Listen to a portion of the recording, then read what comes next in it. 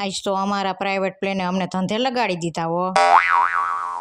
આ માવઠાના હિસાબે માણસો તો બીમાર પડી ગયા, પણ પ્રાઇવેટ પ્લેનને આ માવઠાની અસર દેખાવા માંડી। બોલો ભાઈ રે કઈ રહ્યા તો। Hello friends, welcome back to our YouTube channel Mahir Mandli official. તો આજે તો અમારે ફ્રેન્ડ્સ બહાર જવાનું થયું ને અમારા પ્રાઇવેટ પ્લેનને બીમાર થવાનું થયું। પ્રાઇવેટ પ્લેનને હોસ્પિટલ સુધી પહોંચાડવામાં તો અમે બીમાર પડી ગયા। આપણે બહાર જવાનું મોડું થતું હોય ને ત્યારે જ આવી બધી પ્રોબ્લેમ થતી જ હોય। અરે ભગવાનના કરમની કઠણાઈ કેને કહેવા જ આવી।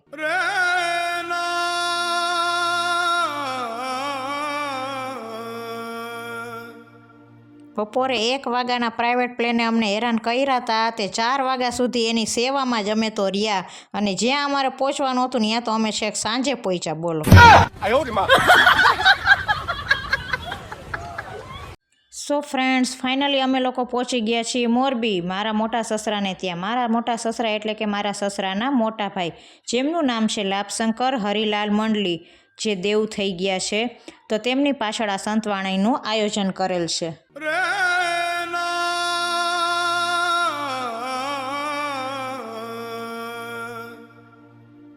સો ફ્રેન્ડ્સ, જણાવતા ખૂબ જ દુઃખ થાય છે કે ભાઈજી એટલે કે લાભશંકર હરિલાલ મંડલી જે હવે આપણી વચ્ચે નથી રહ્યા, આ દુનિયામાં નથી રહ્યા, શિવ શરણું પામી ગયા છે, દેવ થઈ ગયા છે।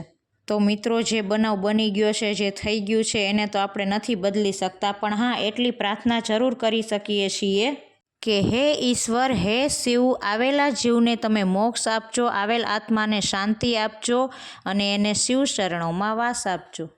અને ફ્રેન્ડ્સ, જેના ઘરમાં પરિવારમાં આવા બનાવ બન્યા હોય એને જ ખબર હોય કે આ દુઃખ શું છે। જેને એના પરિવારમાંથી એક સભ્ય ગુમાવ્યું હોય એ પરિવાર જ જાણતા હોય કે આ વેદના શું છે। તો હે ઈશ્વર, જેમને પોતાના સ્વજનો ગુમાવ્યા હોય એમના પરિવારને પણ આ દુઃખ સહન કરવાની સહન શક્તિ દેજો પ્રભુ, એટલી જ પ્રાર્થના છે। તો ભાઈજી પાછળ એમના પરિવારજનોએ તો બહુ સરસ મજાનું ભવ્ય સંતવાણીનું આયોજન કરેલું હતું। તો સરસ મજાના ભજન ગાયા અને ભગવાનના 2 નામ લીધા, અને સૌ પરિવારજનોએ સાથે મળીને પ્રાર્થના કરી કે આવેલ આત્માને મોક્ષ આપજો।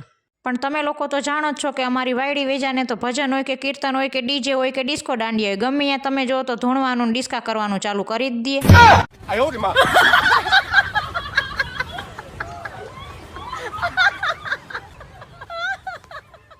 ગાઈડલા ઉપર અરગોઠિયા ખાઈ ખાઈને વાયડી વેચાય તો તમે જો તો આખી વાડી માથે લીધી છે હો।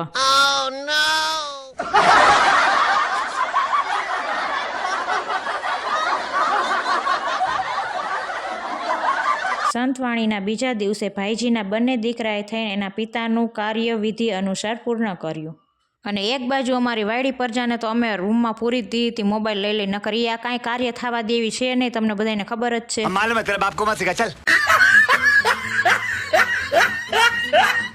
અને બીજી બાજુ સૌ ભાઈઓ કુટુંબ સાથે મળીને પાણી રેડવાનું કાર્ય પણ વિધિ અનુસાર પૂર્ણ કર્યું, અને બીજી બાજુ સગાવાલાને બધાને લાણી આપવાની હોય તો લાણી આપવાનું કામ પણ તમને ખબર હશે, બધાયથી મોર તો અમારો મોરલો જ હોય।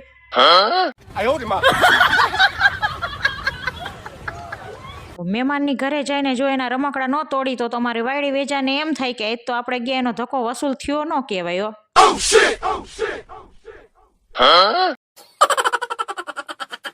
તો ફરી એકવાર આજે બેનું દીકરીઓ ભાઈ કુટુંબ બધા એક સાથે મળીને ભાઈજીની પાંચમ કરવા માટે આવી ગયા છે। તો બધી દેરાણી જેઠાણીએ ભેગા મળીને આજે રસોઈ બનાવી છે, અને રસોઈ બનાવવાનું આવે એટલે હું તો તમને બધાને ખબર જ છે કે કેવી હોશિયાર રહી।